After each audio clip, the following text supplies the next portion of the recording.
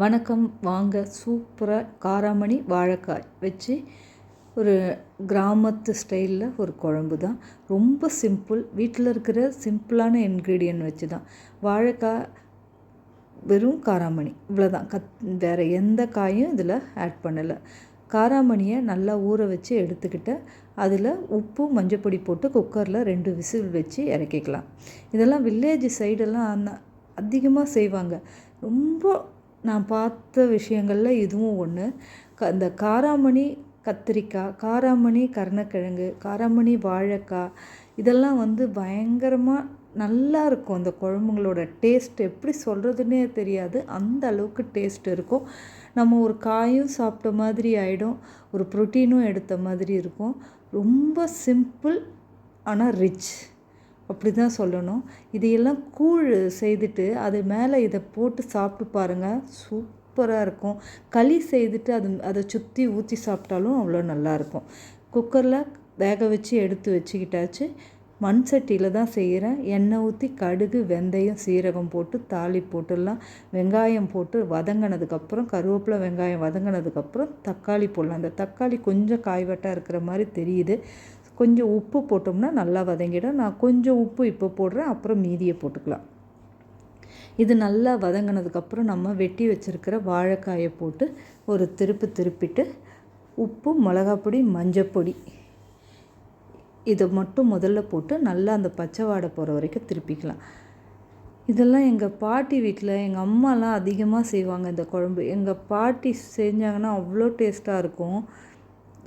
வீட்லேயே வாழைக்காய் இருக்கும், அந்த காராமணியும் வீட்லேயே விளைஞ்சிரும். அதே மாதிரி தான் அந்த காராமணியில் வடை செய்வாங்க, காராமணி பருப்பு போட்டு சாம்பார் செய்வாங்க. அதெல்லாம் ஒரு மாதிரி டேஸ்ட்டு சூப்பராக இருக்கும். காராமணி பருப்பு வடை அவ்வளோ டேஸ்ட்டாக இருக்கும். இன்றைக்கி தான் அதனோட ப்ரோட்டீனு இதெல்லாம் அப்படின்னு எனக்கு தெரியுது. அன்றைக்கெல்லாம் எங்கள் பாட்டிலாம் எங்கள் அவ்வாலாம் செய்து கொடுக்கும்போது எனக்கெல்லாம் அது அந்த அளவுக்குலாம் இதில் ப்ரோட்டீன் இருக்குலாம் இல்லை. வடை அவ்வளோதான், காராமணி பருப்பு வடை நல்லாயிருக்கும், அவ்வளோதான் சாப்பிடுவோம். அவ்வளோ டேஸ்ட்டாக இருக்கும். இந்த தக்காளி வதங்கினதுக்கப்புறம் நம்ம வாழைக்காயை போட்டுக்கலாம்.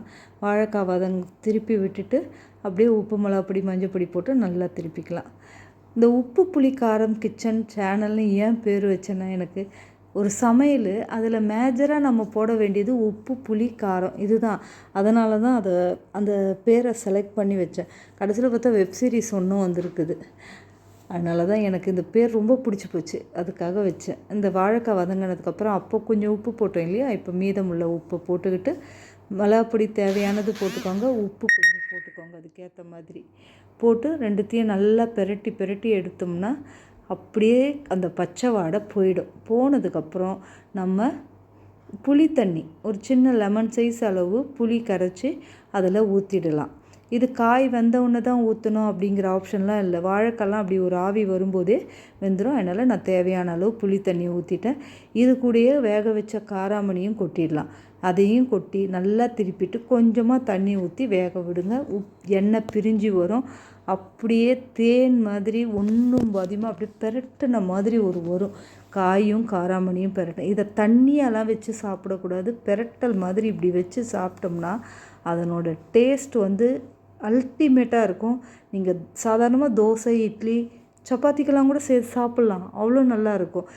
இதுதான் அப்படிங்கிறதான் இல்லை. ஆனால் இது ரொம்ப நல்லா இருக்கிறது சூடான சாதம், இந்த குழம்பு, அப்படியே காயும் காராமணியும் போட்டு பெரட்டி அப்படியே எடுத்து சாப்பிடுங்க. உண்மைக்குமே இதனோட டேஸ்ட்டை அடிச்சிக்கவே முடியாது. நல்லா குழம்பு கொதித்து அப்படியே எண்ணெய் பிரியும். இந்த எண்ணெய் பிரிஞ்சு வரும்போது அவ்வளோ அந்த வாசமும் சேர்ந்து வரும் பாருங்கள், அவ்வளோ நல்லாயிருக்கும். கொத்தமல்லி போட்டு நல்லா திருப்பி விட்டு இறக்கி வச்சிடலாம். நம்மளோட வாழைக்காய் காராமணி குழம்பு ரெடி ஆயிடுச்சு. அவ்வளோ அருமையான குழம்பு. கண்டிப்பாக நீங்களும் ட்ரை பண்ணுங்கள். இந்த வீடியோ பிடிச்சிருந்தா லைக் பண்ணி சப்ஸ்கிரைப் பண்ணுங்கள், சேனலை கமெண்ட் பண்ணுங்கள். இன்னும் வேறு ஏதாச்சும் ரெசிபிஸ் வேணும்னாலும் சொல்லுங்கள், போடுறேன். நாளைக்கு இன்னொரு வீடியோவில் பார்க்கலாம். தேங்க்யூ, பாய்.